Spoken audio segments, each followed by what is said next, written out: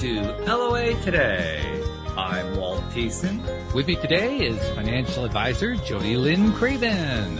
This is your daily dose of happy. We are so happy you decided to join us today. And we're doing a special edition, one of these special segments that we've been doing on cryptocurrency that we're calling the Crypto Skeptic, although I've added an S on it today, Jody, because you've done enough of them with me. So I think it's now the Crypto Skeptics, right? Yeah. You're officially part of this little special segment we do. So thank you for being a part of it. I really appreciate that. Yeah, thanks for having me. I'm always excited to learn more and get new perspectives. New perspectives, man, that's the topic of the day. I just finished the regular podcast, and that was what the topic was for the whole podcast. New perspectives. What are all the cool new perspectives we have in life? And we'll continue to develop more of them right here with friend Matt Gardan. He was giving me pronunciation lessons. I'm not sure if I got it right. Perfect. That's perfect. Was that good? Okay. Yep. Matt, for those entire community know Matt because he's one of the original I think you kind of like founded the whole thing with David, didn't you? Pretty much. No. I mean, I would have loved to, but I was involved very early on, and you were an early adopter then. Yeah. Okay. Because you get credit for that. It's like everybody knows. Anybody who's in Taya knows who Matt is because you've been there for so long. Yeah. I mean, we did. I have a small digital agency, and we kind of pick and choose curious brands that we want to work for, and so we did the branding and the website and stuff. So we helped out in that way. Okay. Very cool. I like that. Yeah. So did you also help with the move to Patreon? That was the latest thing they did. No. We kind of build websites and do branding and stuff like that. So that's kind of where we help. But okay. Yeah. But that's been and let's see, how many years have you been involved in that?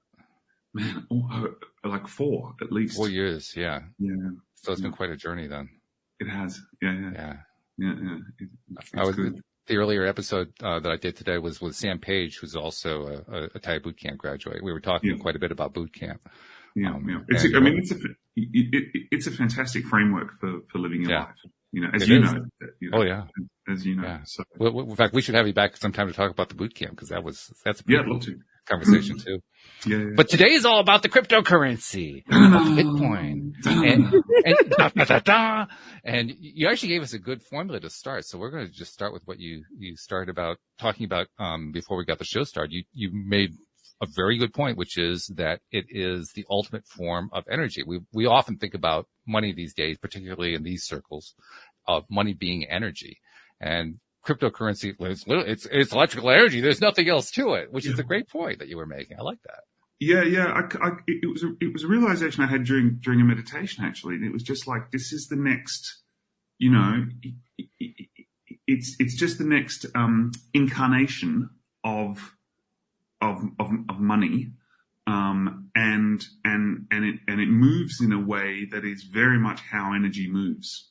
And I think, collectively, the world is kind of evolving towards a more sophisticated understanding of how things really are, and we do live in an energetic realm, and something that's physical is just matter slowed down, moving very, very, very slowly. This is, I'm just going to change. Yeah, this is energy in the slow lane. In the slow lane. But it's still, it's actually at its core, it's electronic charges of atoms held together that vibrate slowly. Yeah. And so that's one of the things I find exciting about the concept of cryptocurrencies in general. And I think we should probably have a little bit of an agreement on what they are. That's a topic all by itself. We could spend a whole show on that one. Yeah. And look, 99.9% of it is. Am I allowed to swear? Oh, people have said all kinds of things on the show. I tend to keep it clean, but that doesn't mean guests do. So do what you want. 99% of it is bullshit. Okay. And it's not going to be there, and you are going to get ripped off. And I've been scammed, and I've got some investments at the moment that it looks like I will lose. And that's part and parcel of the game. Just like Jody Lynn, just like in traditional finance, there are hundreds of scams and people get ripped off all the time. And that's why regulation is so tight, right? Mm-hmm. Everyone wants an easy buck. Yep. Sure. They want that 100,000% return. Yeah. Or in Tara's case, 20% return, just doesn't, how do you it's hard to manufacture that out of thin air. Mm-hmm.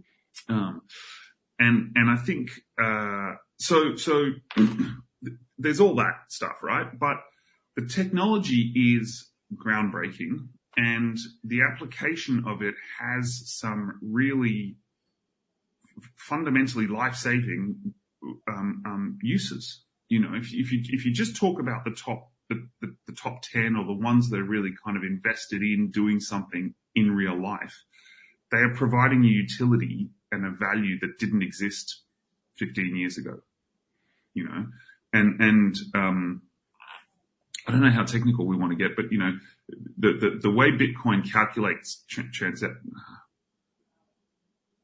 so for me, the biggest groundbreaking thing about using blockchain as a means of payment, right? The blockchain is basically just a transparent database. Okay. Right. That's all it is. Mm-hmm. It's a transparent database that everyone can see every transaction and no one can change a transaction once it's on there. So you can't have fraud, right? All of a sudden, we now have a technology that you can't be fraudulent with, that you can use to exchange value. And we've never had that in the history of mankind. Mm-hmm. So just for that, you should be curious about it. Okay. Just for that, you should be like, whoa, wait, hang on. I can't rip someone off with this. And everyone can see everything that's going on, but it's okay. Like, now you start to have value exchange based on, transparency and based on, I want to help you, you want to help me, we both agree on something, here's the transaction, done. And so there are two things that happen. One, the existing banking system that makes an awful lot of money on facilitating us sending, Jody Lynn, I want to send you $5. If I send you $5 from Australia to the US, it's going to cost me 20. Probably. Yeah. Yeah, no, definitely. Yeah.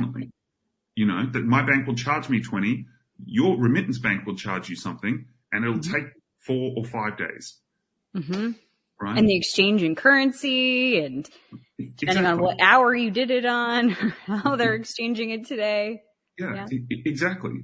Or you can send me a string of digits that I can put into my mobile phone and, if you stay with blockchain as the example, in 10 minutes and for a fraction of a cent, I can send you that $5. Wow. Just for that, it has some value. Well, there is some interest in that. I'm also interested in a couple of things that you said that I want to visit for a moment here. Earlier, you made the point that money is energy and that crypto for that reason is perhaps one of the most pure forms of money that we've experienced so far. And then you went into talking about people who want to make money out of thin air. And I thought to myself, well, wait a minute. That's what we did. That's what crypto is. It's money made out of thin air. Yeah. Well, I mean, but that whole concept of money is thin air anyway. Mm-hmm. The current system that we're on right now it was created out of thin air. It was. Yeah. And what a lot of crypto people will say is, well, hang on. And when you need more, I can't remember who the head of the, who the top dog financially in the States is at the moment. He just presses a button and all of a sudden there's $1 trillion. Like if that's not making money out of thin air, I don't know what is. Mm-hmm. Mm-hmm. Like that, what's that saying? That 25% of all the US dollars in the history of the US dollars were created in the last 2 years. Yeah, that's probably about right. Yeah. That's insane. And that's been true for years, by the way. Every year it's been the same thing, not just with the Federal Reserve, all the central banks. The increase in money supply it always accelerates over time. That's just the way fiat money works. Yeah. So it's kind of funny that people think, hang on, that's real, but something that's on a transparent database that everyone can see that is actually lodged and recorded and has rules around it isn't real. Right. No, I think it's a fair point. You know, and so I think, as far and the reason I like it, the observation that it's kind of more energetic is that it has this freedom to flow without control in a way. You know, it's my decision as the sender, it's your decision as the receiver. There's a certain structure in place. There are some rules around the framework, but then everything just moves within it. You know. There is another point that you brought up that I want to address as well. You brought up the idea that particularly with Bitcoin, other cryptocurrencies too, but I think we're largely talking about Bitcoin here, that you can't defraud somebody on Bitcoin. And there's a disclaimer that I think has to be put in there, because the disclaimer is fraud can happen using Bitcoin.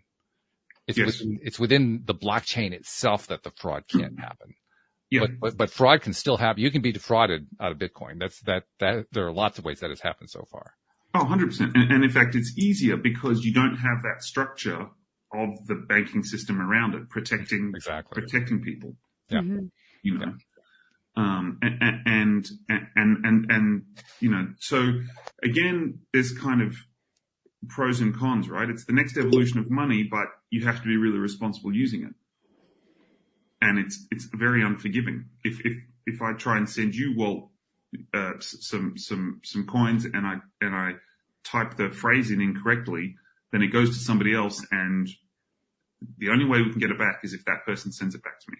Mm-hmm. You know, sorry, mate.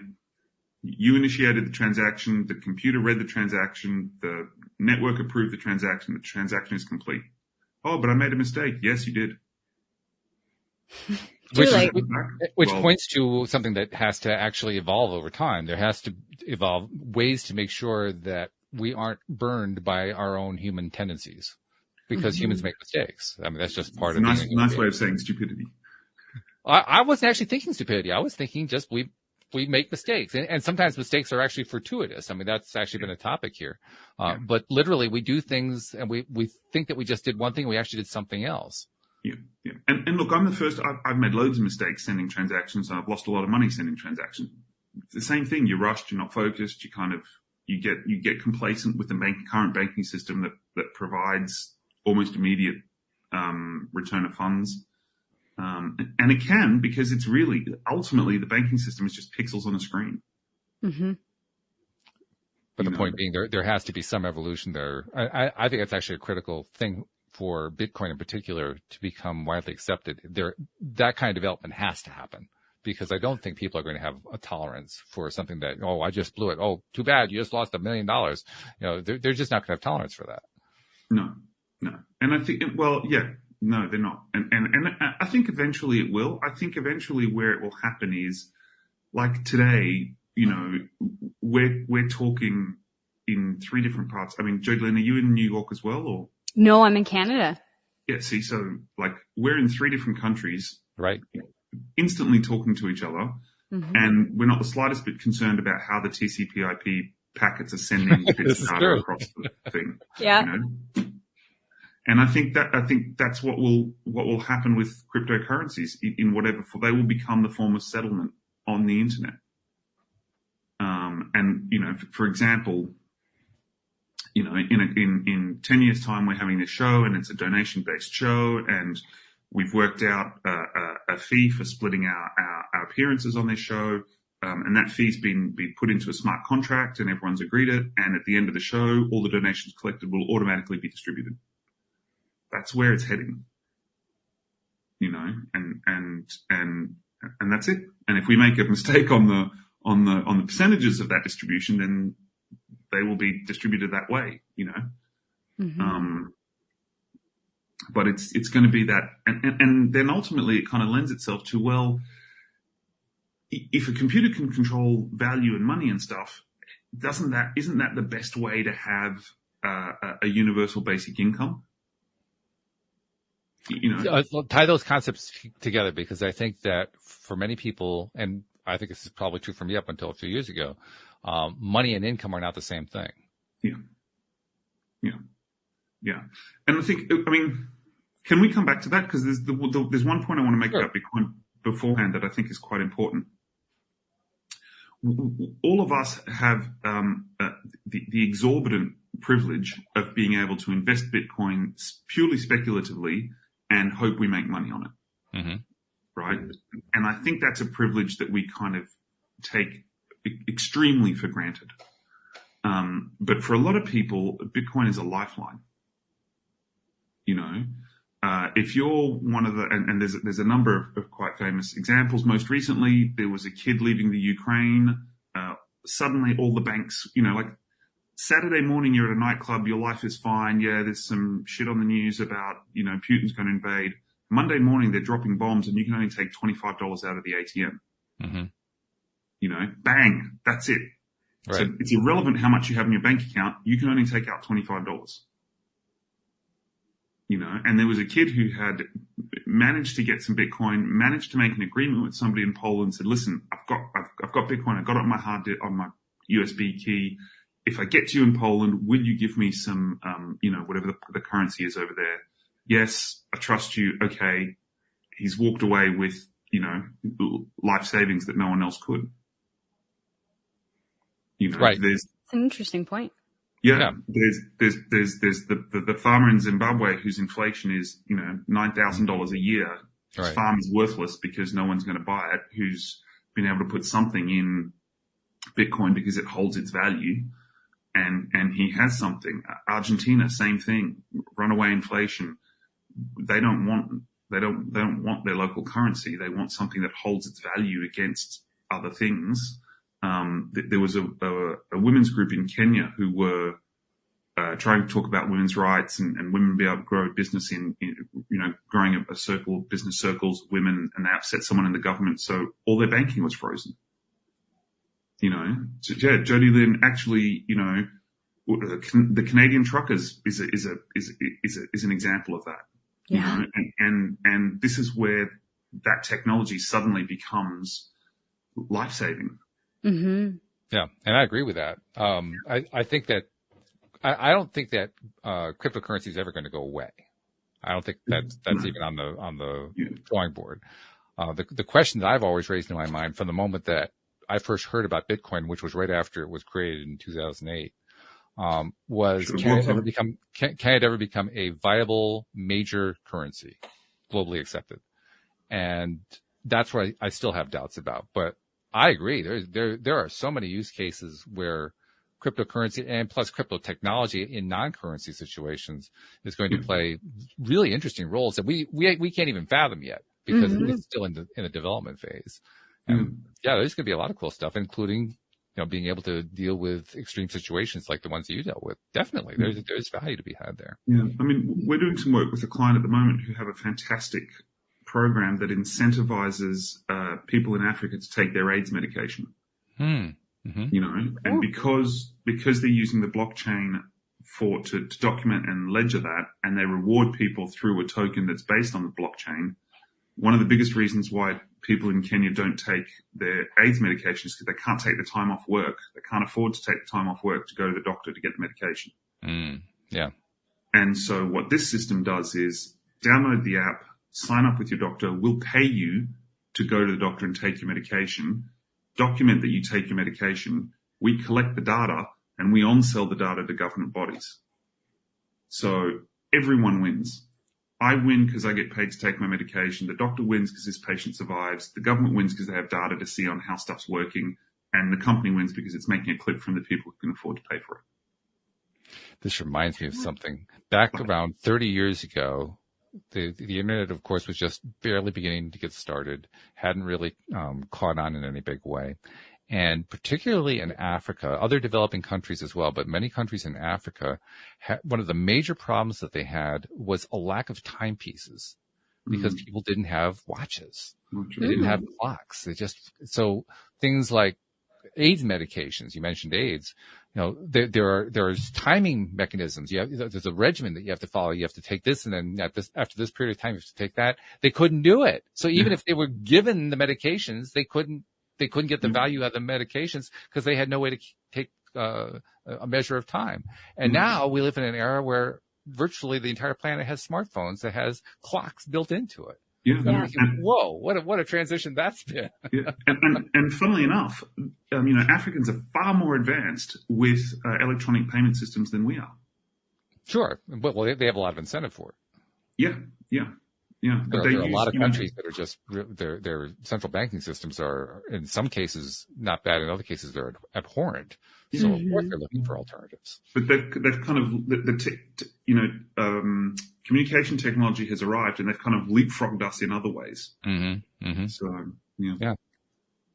So, That's like mind blowing to think about the possibilities when it comes to getting paid for things that have been previously unimaginable. Like I never thought about that AIDS medication. And in my mind, as you're going through the story, I'm thinking like, why do they want to pay them for this? Like what is the driver to this? Oh, it makes sense. They're getting data. And I think, that is really applicable to, the developing nations as well as we get Facebook and Instagram and all of these things. There's all of this data mining that is happening. And at what point, I know this is kind of off topic, but at what point are people starting to turn and say, no, that's mine. And if you want it, you're going to have to pay for it. And it's going to be a similar system as what you were talking about with Africa.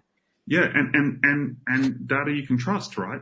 And I know it's mine because that's my number assigned to me and everyone can see that that's me.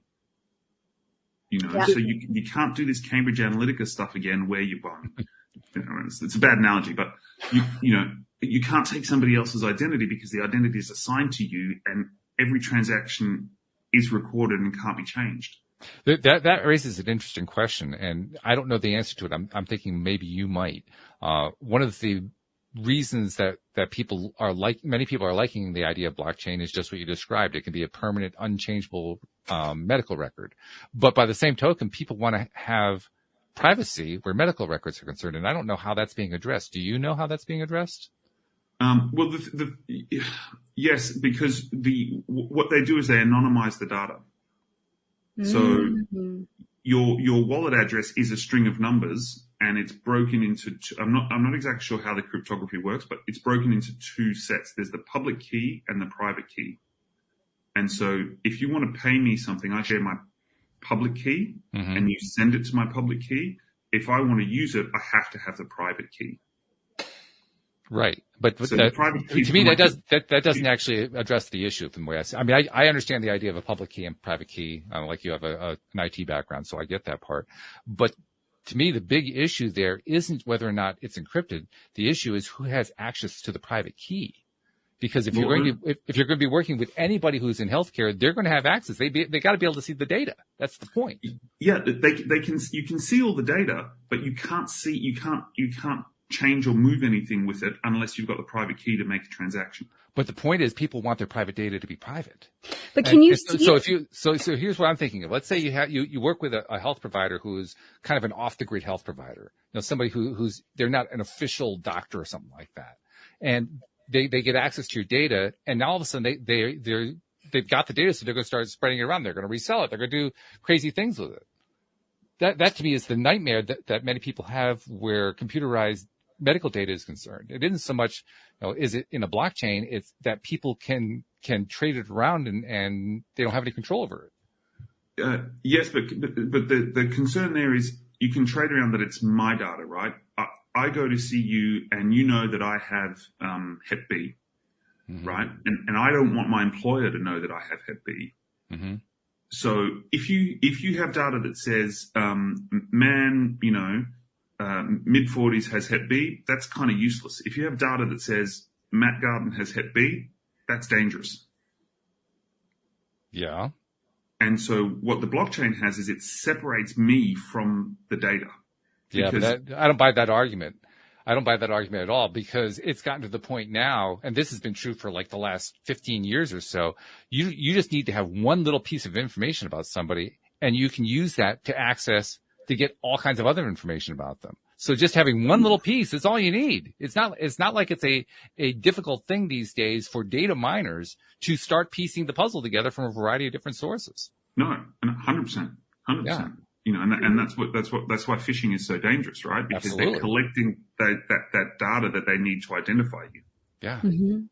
My question would be, how does it work currently? And I know we're all from different countries, but I'm not in the healthcare profession, but I have had, relatives or whatever. When I was going through things, one of my cousins said, I can look that up for you. Now, if we ever talk about it, then I could get in trouble and lose my job. But she had access to blood tests or different things, or the potential for access, even going to see a surgeon. I asked about a different, an ultrasound that I had had, and he was like, "Oh, great question. Hold on a second." And then grabbed like a key fob thing, plugged it into his computer, and pulled up my entire record. So is it that that's not happening right now, that they all have access, or is it just the medical professionals that have access? Like, how is our access or our data being accessed right now in the current system? In theory or in practice? Well, both. Because they're not necessarily the same thing. Yeah, imaginable. Yeah. And which system, right? Yeah. Mm-hmm. So, I mean, look, I think they raised 2 points.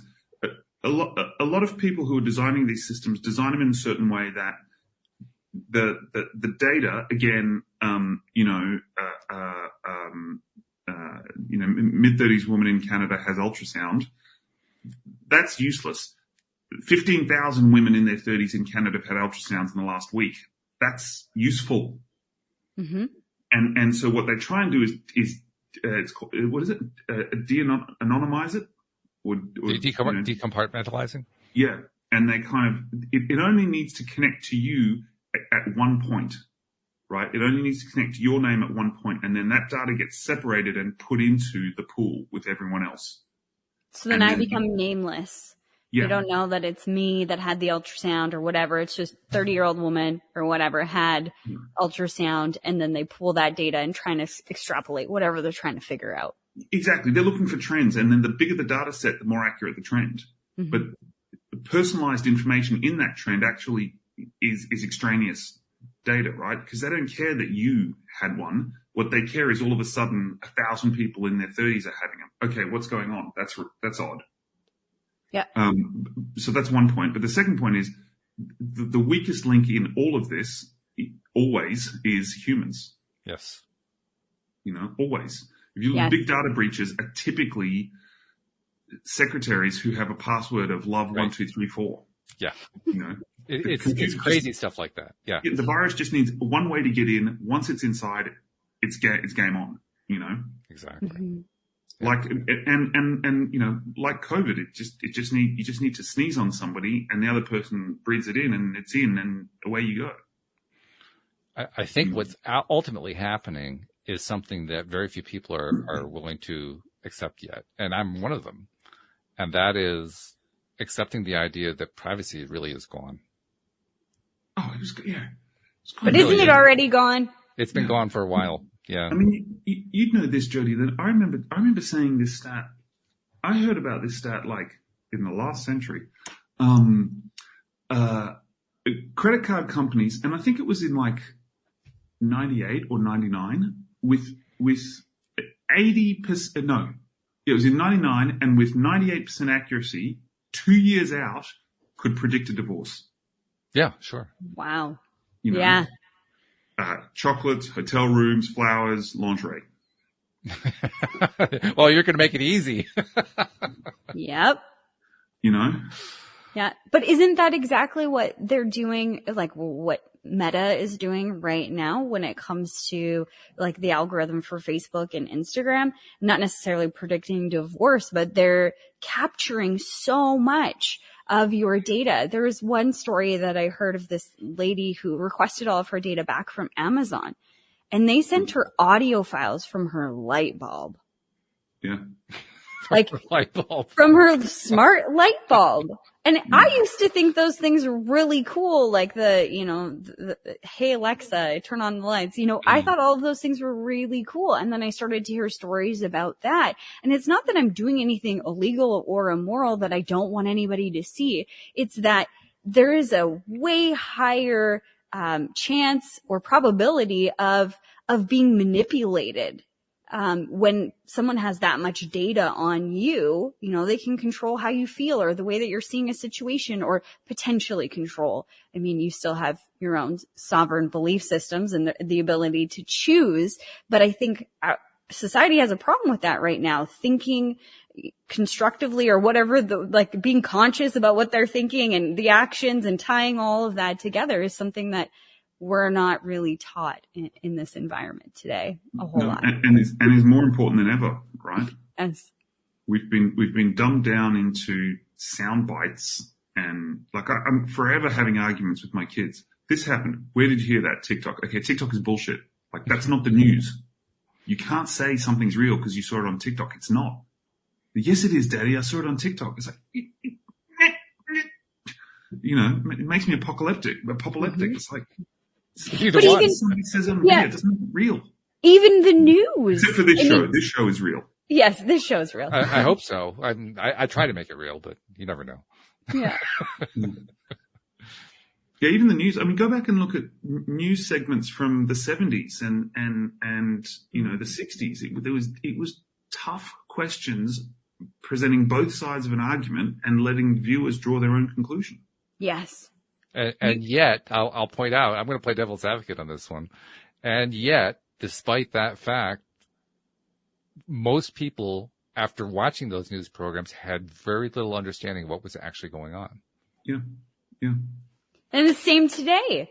I mean, you were mentioning the trucker convoy and, help with Bitcoin and sort of things like that, accounts being frozen. Watching the news, it looked like these people were crazy and that they were destroying cities and burning the place down and all of these things. There's so much angst around it. And that's what was presented on the news. And I knew people who were down there in Ottawa, and that's not what it was like at all. It was a hot tub party. They were cleaning the streets. But it's this discernment. That's the word that I was looking for. Discernment that has been, I don't know if it's taken away from our society. It still lives there, but society isn't actively using their own discernment to feel into, is this true? Is this not true? They just take it from TikTok or take it from the news segment or take it from Joe next door. This person said it. It must be gospel. Yeah. Well, I think also what this is really an overall societal trend toward learning perspective, because really what we're talking about is different perspectives being presented as truth. Yeah. And that's been a piece of knowledge that we've had for generations now, that truth is in the eye of the beholder. Yeah. What's exciting about blockchain though, sorry to interrupt you, Matt. What's exciting about blockchain though is the possibility of that transparency. You start thinking about some of the things that happened even over the last couple of years and the information that came out with the trials or anything. Having a system that couldn't be corrupted, couldn't be manipulated. And maybe that's just me being naive and thinking that it can't be manipulated. Maybe it can. I don't know.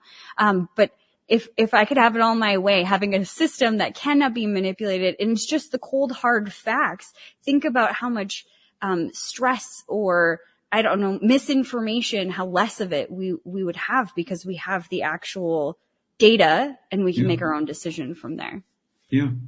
And there was a case recently, in fact, it hit the news last week, where the Department of Justice is bringing charges towards employers who work in Coinbase for insider trading. Wow. And the reason that came out was there was a crypto Twitter guy who was going through the records and said, I noticed this anonymous account bought a bunch of tokens just before they listed. Isn't that odd? And that's how it started. And they picked it up and they traced the account back to the person, and the person was actually a friend of so-and-so who was in there, and they were buying it 2 days before listing, and hey, there's your proof.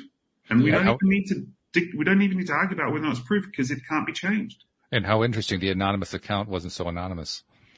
Well, and it's not anonymous, it's pseudonymous. Right? What is pseudonymous? Yeah, so it's as in you're using a pseudonym instead of being yourself. So okay. It's kind of, and even our bank accounts at the moment, if you want to pay me, you need to give me a country code and a bank code and a thing, and then at the end the name. Yeah. Right? This just separates that name section a little more. Like you can ultimately find who it is. Yeah. And that's why all that crypto, people being worried about paying ransom in Bitcoin is stupid, because that's the worst thing you want to be paid in, because it's traceable. Yeah, everything's traceable. Yeah. I think that's really what the point is. Yeah. It's all traceable. Yeah. And, like 95% of global organized crime happens in US dollars. So if we're worried about a currency being used for crime, then we should be most worried about the USD. Yeah, we could go off the deep end of that rabbit hole really easily. Yeah, but let's bring it back to cryptocurrencies and the technology. It is a new technology, and we're coming to understand it and use it at a time when there's the most amount of information. And so I think warts and all, it's going through its growing pains, and you're seeing every train wreck and every success in real time as they kind of unfold. So in answer to the question, why hasn't Bitcoin actually become the major currency yet that it was supposed to be? It's been not quite. It's been 12, 14 years now. Why hasn't it gained the traction that everybody thought it was going to gain? I think there's two reasons for that. One, the powers that be don't want it to. But theoretically, they weren't supposed to be able to stop it. That was part of the theory. No, and to a certain extent, they haven't been able to, but they've certainly made adoption very, very, very difficult.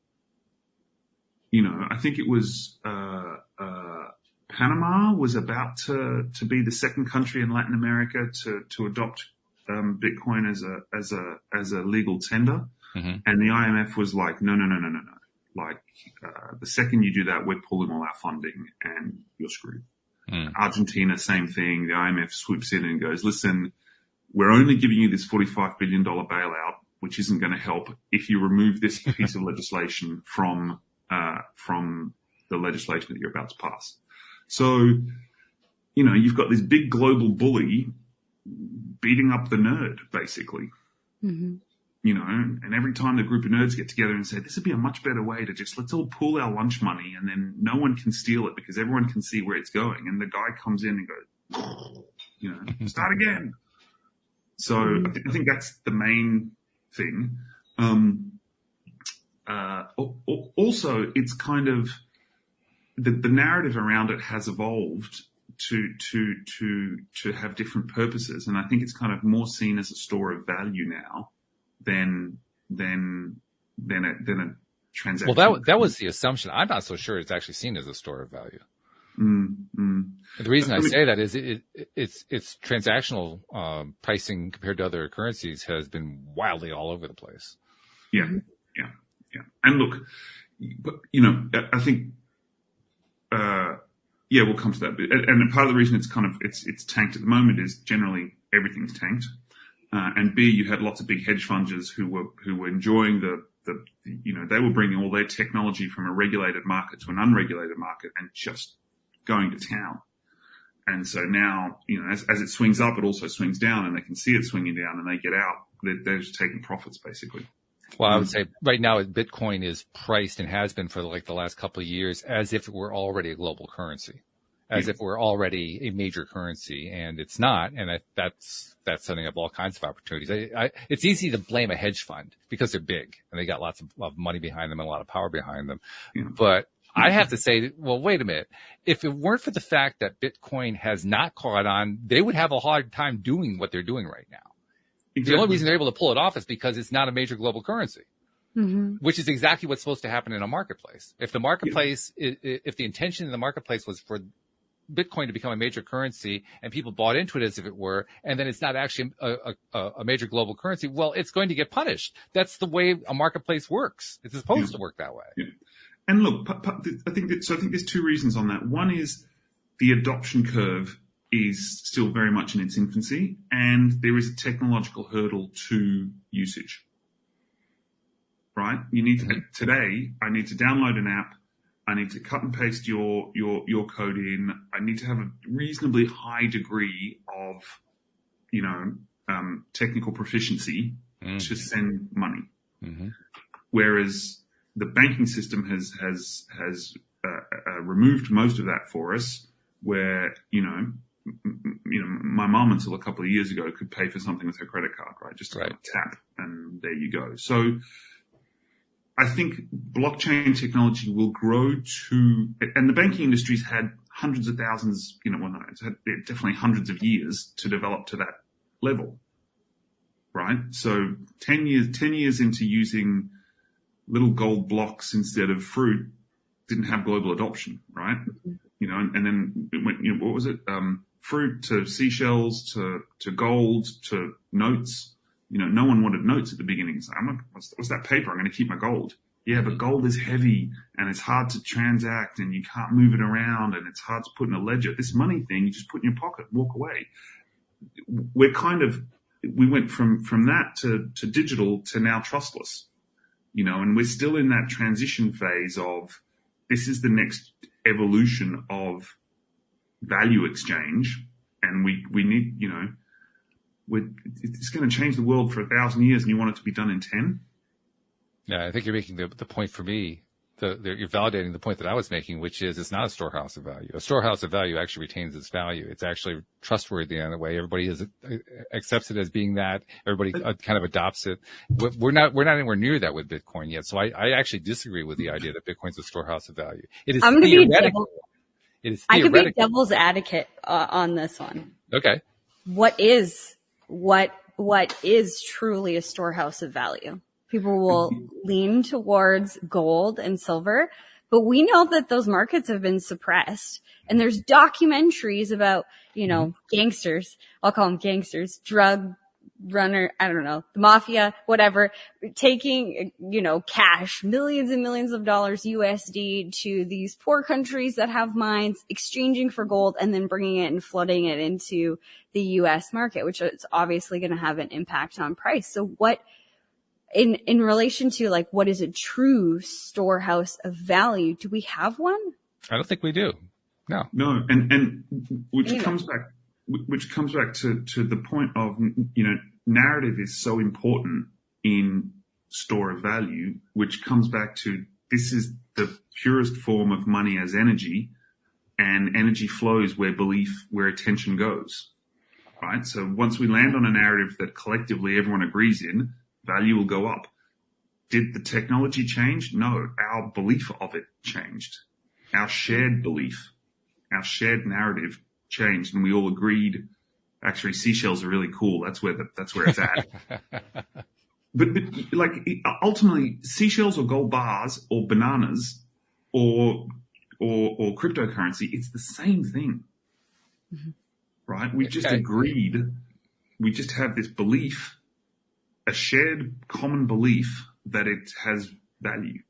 And that's really the root of the whole thing, belief. Do we believe that it's money? That's what makes it money. And that to me is the crux of why I doubt that cryptocurrency is going to become what people say, what its advocates say it's going to be, because there are so many factors going on right now in this transition period that supposedly is leading us to a point where it gains global acceptance and global adoption, that I think it's actually going to stop it from gaining that global adoption that they're advocating. And the reason I say that is we have this is something we know in our circles, because we're in like energetic, spiritual, law of attraction kind of circles, right? And we understand the nature of energy. We understand the nature of spiritual energy and how it works, at least to some degree, more than most people do. One of the things that we understand is that the energy, the belief that you have in it actually governs the way it's going to play out. If you have a level of belief that's strong, it's going to play out in favor of whatever that thing is that you're believing in. If your level of belief is weak, you're likely to get something not in the same ballpark as what you're looking for. So when I look at the globe right now, when I look at the world right now and how the world interacts with and understands and accepts or doesn't accept or in some way believes or doesn't believe in cryptocurrency, I see one factor after another that says, no, not buying into it. No, not getting it. Not interested. No. And there is a social collective energy that we in our circles know about. There's like this shared energetic energy of knowledge that kind of, it's how a lot of knowledge actually circulates among humankind and the rest of existence as well. That is building up a huge library, if you will, of all the reasons to think that cryptocurrency is not a currency and can't be trusted as a currency and is not a storehouse of currency. So the question I have to keep asking over and over and over again is, why should we expect that's going to change? It's a very good question. I think there's two reasons. First of all, logically, it's very, very, like, we're 10 years in. You know, can you give us another 20 years, please, Walt? I can give you a 50, 100. I don't think it's going to make a difference. But the second thing is, let's use a comparison that we're all familiar with. Let's compare LOA to Newtonian physics, right? Okay. Like, scientists say that's all bullshit. All your hockamamie hippie, you light another candle, grab another crystal, off you go. It's kind of the same comparison, right? I'm over here in the real world where I can touch and feel things and where, you know, Newton's 3 laws govern my existence. And you're over there in the hippie land thinking you can just dream up stuff and it'll happen. It's the money version of law of attraction. I agree. Sure. Mm-hmm. Do you think LOA isn't going to go anywhere? I don't think it's the right question. I think the question that you're really trying to ask is, do I think that LOA is going to gain global acceptance? Yeah, sorry, yeah. Good point. And the answer is no, I don't think so. Mm. I don't think it's a bad thing. I don't think that's like the end of LOA. I just think that no, for the same reason that Christianity has not gained global acceptance and Islam has not gained global acceptance and financial planning has not gained global acceptance. There's no such thing. There is nothing that I know of that has pure global acceptance other than we're all here. Well, fear and greed and love. I'm not even sure you can say that. There are going to be some people who will disagree with each one of those points. True. We live in a world where there are so many different perspectives. This is why I keep coming back to perspective. There are so many different perspectives, so many different ways of understanding things. I think we're long past any possible realm where there can be global agreement on anything. Then does it need to be? That's a much more interesting question. Yeah. You know, the other thing I would say on cryptocurrency is I think where it's going to have a huge advantage is the internet is slowly eating the world, right? This is yes. a form of technology that is kind of almost globally adopted. Right. And cryptocurrency has the potential to ultimately be the most efficient way to transfer value on the top of those internet rails. Possibly. And so that's where I think it will leapfrog traditional currency. And we will only know when we get there. Yeah. I keep coming back to the thing that I struggle with cryptocurrency is I think that getting the IMF, World Bank, Bank of International Settlements, all of those players on board and the government on board too, because I think using a crypto like Bitcoin, where there's only so many of them. So that's what creates the store of value or the appearance or whatever you want to call it, a store of value. We'd have to rein in all of the politicians around the world. Like, you actually have to budget now. Good luck. I don't know that they're going to want to do that. And then when it comes to like the IMS and the Bank of International Settlements and all of the Federal Reserves around the world, they're relinquishing a lot of control. And I could see them piggybacking off of crypto and like the excitement of crypto and using that to launch the digital dollar. And maybe when people, because I think that it's very dangerous. This is my personal opinion, whether it's right, wrong, or whatever. And I'm not stuck on it, so I can be swayed. But I'm nervous about the digital dollar happening and how much control the government would actually have in that way. So maybe that happens and it blows up, and then people are like, hey, let's do something that actually works. And then they shift to crypto. I could see that eventually happening, maybe on that side. But I could see it working in a private, like person to person. Like, Matt, if you had something that you wanted from me or whatever, and you wanted to give me dollars, we could exchange it, and no one can tell us we can't. It works on that person to person or that private person to private person level. So I think a lot of our social circumstances would have to change, the way that we purchase things, where we purchase them from, maybe, and maybe that's a good thing. Maybe we come back to localization or communities and people coming together to help one another, like your neighbor or whatever. And it's not, Joe Buccalardi's grocery store, aka Walmart, or McDonald's that you're now getting your food from. It's now the next door neighbor who's growing peas, and there's that exchange there. I could see potential for that. But I think that a lot of things have to change, and I don't trust that the governments will relinquish their control and say, sure, have at it. Yeah, the phrase you kept coming to my mind was the Jungian phrase, what you resist persists. And there's a whole lot of resistance going on here in a whole lot of different directions. There is. I mean, we live in fascinating times. This is a real historical, seismic historical moment, Agreed. I mean, the other thing is, at the moment we live in a relatively free world with a waning superpower that espoused individual freedom, right? Mm-hmm. The guys coming after the US are much less concerned about individual freedoms than the US was, and the Chinese have already won, right? It's not a question of whether or not they will, it's a question of when they will be the dominant superpower. Like they did it 20 years ago when no one was paying attention, and so do you want access to a independent means of exchange when you live on a planet that is much more coercive and controlled than it is today?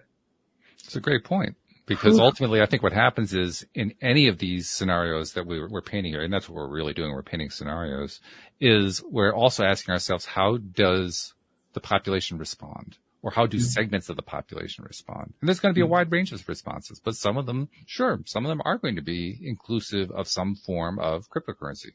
That's going to happen. Yeah. Mm-hmm. And I think you and I'm a nerd, right? Like, I'm excited about tech. That's what I like about it. It's like, so cool. You can do it now. You couldn't do it before. This is like the future. The kids are like, oh God, not Bitcoin again. It used to be all energy. Now it's all Bitcoin. It's like, don't you see? I'm like that meme, with the guy like. Oh, that's funny. I love that. I love it. Yeah. So and I think, I think you're right. There is that kind of, again, we're so privileged to have won the, skin color lottery, to have won the geography lottery, to have won the time in history lottery, and to just be experiencing this time where we've got the luxury to spend an hour on a call with each other discussing philosophy, really. Yeah. And I think you need, Jody, and to your point, you need that balance. Governments aren't bad. You do need them for stuff. Like, somebody's got to build the roads, somebody's got to run the buses. All that stuff is useful.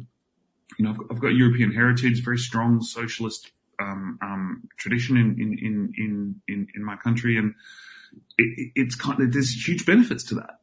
Mm-hmm. There are huge benefits to that. I think where it starts to get really interesting is, imagine a world where money isn't controlled by men, and obviously there are some women, but by and large it's, stale, pale and frail white men who control the financial systems. Yes. And who do it badly. Really? I mean, if it's, there's enough wealth for everyone to be prosperous, why isn't everyone prosperous? Well, I want to address that, because I've had this thought going on in my head now for a few minutes while we've been talking here. And I'm going to put out to you something that I've already mentioned to Jody Lynn previously, and I've mentioned to one other guest on the program here too. I honestly believe, crypto or non, take crypto out of the conversation in terms of it. Let's go crypto. Let's just think broadly about currency and money. I really am more and more every day feeling very strong that we're going to be thinking about money differently just 10 years from now. Yeah. Just very, very differently and with very different levels of emphasis. I honestly believe, and I don't know exactly how this is going to happen, but I honestly believe that 10 years from now, money is going to be a lot less of a topic. It's going to be a lot less important. And I can't explain why I think that. I have little bits and pieces that are forming into a theory, but it's not coherent yet. Well, I think people are starting to realize that it's not a green piece of paper anymore. That's part of it. Yeah. You know, they're starting to see, and the internet has created a global marketplace where, you know, we can exchange ideas and value and then go and get, you know, have something on our phones. I think the first thing is in 10 years time, there'll be much less paper money. Oh, sure. Right? Well, there already is much less. Yeah. It'll all be on here. And so all of a sudden it's been abstracted even further and it just kind of happens in the background.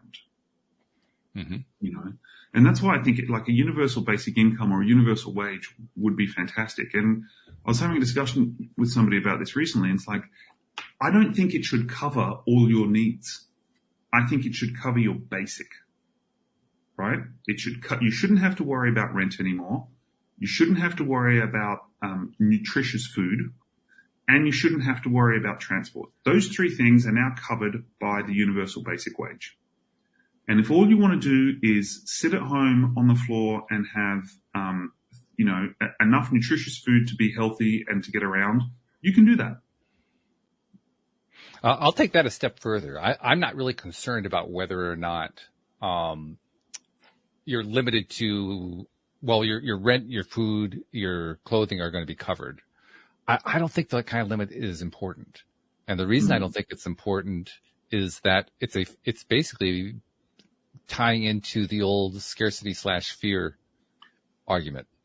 You know, you have to have scarcity built in, otherwise you won't have an economy. Well, I think we now know that that's not true.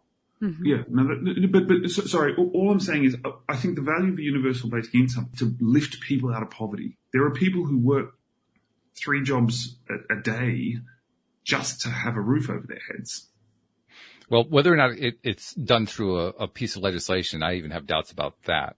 Yeah. I do think we are going to, in some manner, get to a point where people do have enough and it's across the board. I'm not going to speculate on exactly how I think that's going to happen because I'm still working that one out. But I do think we get to that point. And I think let the IMF know when you figure it out. Well, no, actually, they'll be the last ones I'll call. But that's but what I'm thinking about as I think about that is I think that assume that we somehow get there, whatever the mechanism is. Okay. Once we get there, I think that the whole thought process about labor changes dramatically. And the whole thought process about value changes dramatically. Mm-hmm. Changes in ways that it's almost impossible for us to conceive at this point, although we can kind of dimly speculate about it. But for instance, right now, like we're doing this podcast, right?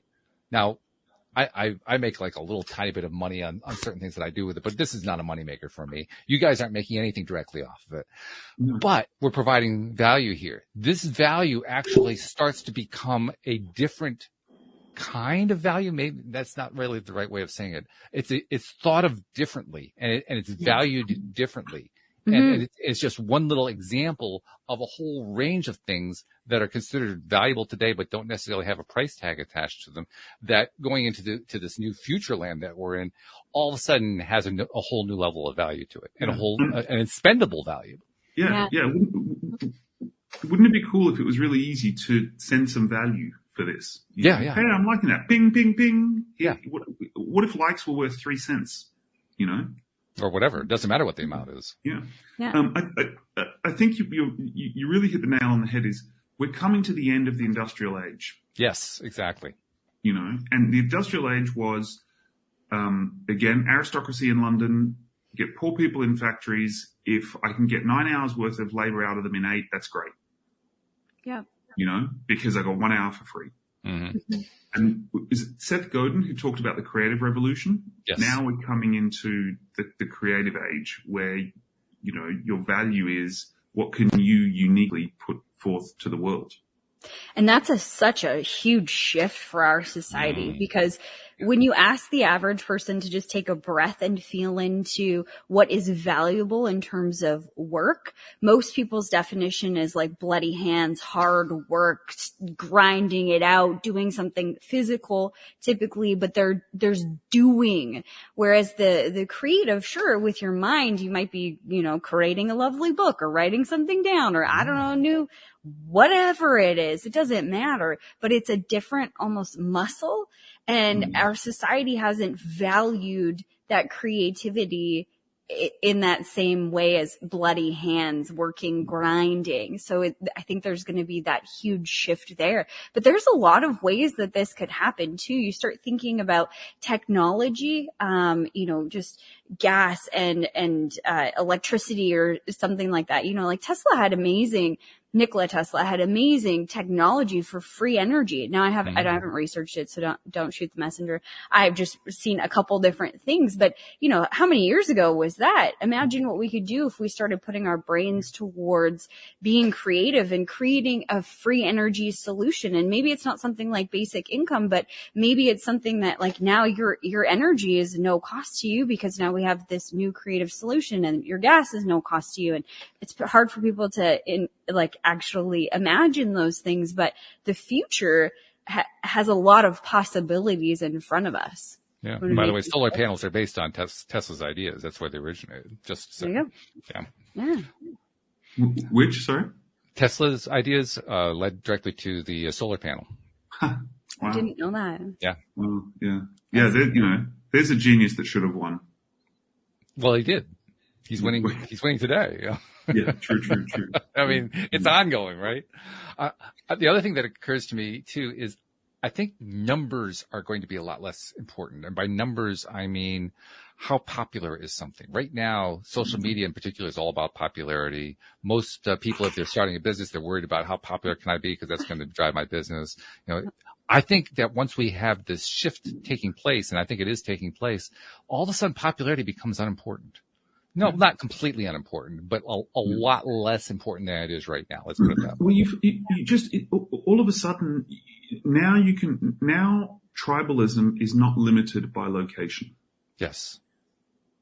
You know, suddenly, and you know, the kind of niche that we revolve in is very delocalized. Like most of my friends don't live in my neighborhood. Right. You know, me either. And, yeah, you know. Well, this is the neighborhood. Yeah, this is the new neighborhood. Yeah. Yeah. You know, which is great, and then and we have this luxury of having a job that affords us the time to do this. Yeah. Which is pretty darn cool. It's amazing. And it's going to become even more so. That's the part that still boggles my mind. Wow, it becomes even more so and more so and more so and more so. Yeah. After a while, it becomes hard to follow the iterations. It's true. Yeah, as you go way down the rabbit hole. It really is. It's fabulous. Well, this has been a fun trip down the rabbit hole. Let's put it that way. Thank you guys. I've really enjoyed it. Thank you for listening to my incoherent ramblings. Not incoherent, very coherent. Very coherent. And coherent coming back, and we had a lot of coherency going on. Yeah, so this is a coherency discussion going on. Yeah.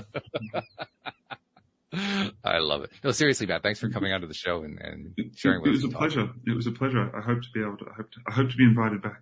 Yeah, sure. Well, we still have to have plug there for phase 2. Well, we have to have that other conversation we were talking about, right? The Taya conversation. Yeah, 100%. Because we've had other people from the Taya community on. We got to have you on for that. Yeah, 100%. So and you know, I mean, I don't know what you guys talk about, you know, at other times, but I think it's so important for your audience to have basic financial understanding.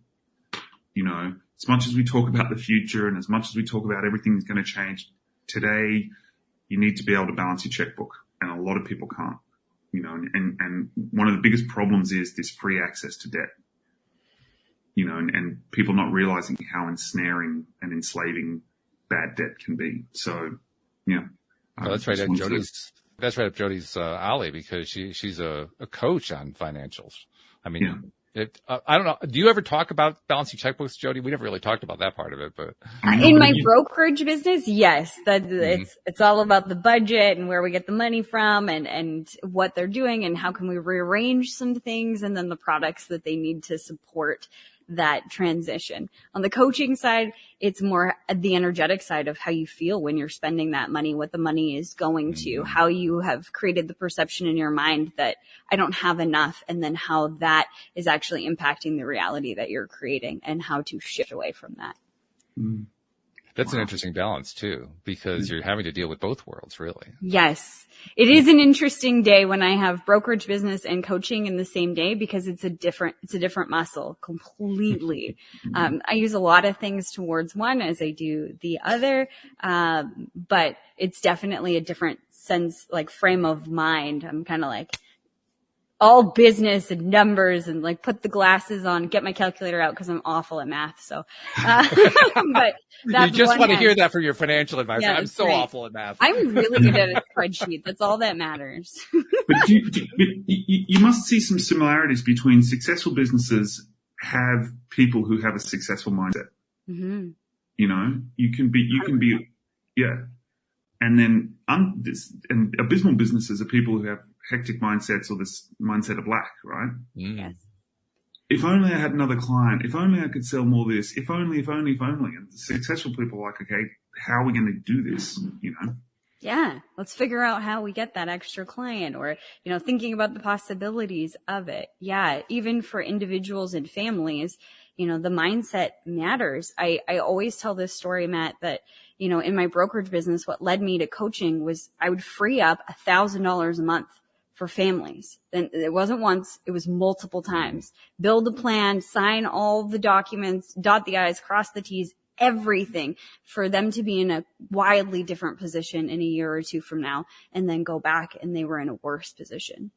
And that intrigued me because I could see it in myself how I would do that on different levels. My credit card balance would go to the same amount, my bank account balance, you know, I would just repeat these patterns. And I knew that there was this energy behind money. And that's what led me into coaching was learning all of that. Wow. It's that thing. You can give a poor person $1 million. 2 years later, they'll be poor. Yes. You know. So it raises the question, why are they poor? Which, by the way, is an entire show, so I don't ask Yes! you to answer that question. We could go on all day. Yeah, you got a couple more hours? Okay. How cool we could actually say that. Okay. Unfortunately, I can't because I have dinner waiting, but. Yeah, no. And I actually I've got a meeting in 15 minutes, so I've got to scramble. Oh, yeah. So You've got breakfast, you've got dinner. There you go. Yeah. Yeah. Hey, what we do know is we had a wonderful dinner of the soul and of the mind. So thank you once again for being a part of that. Thank you, Jody Lynn, as usual. Your wonderful contributions continue to make me more and more amazed every single time. She's only been a co-host for 3 months. I feel like she's been with me for 3 years. It's amazing. Wow. Yeah, really cool. And thank you to all the podcast listeners who decide they want to look a little bit beyond the podcast and check out cryptocurrencies and learn more about that stuff. So thank you very much. We'll see you all next time here on LOA Today. Goodbye, everybody.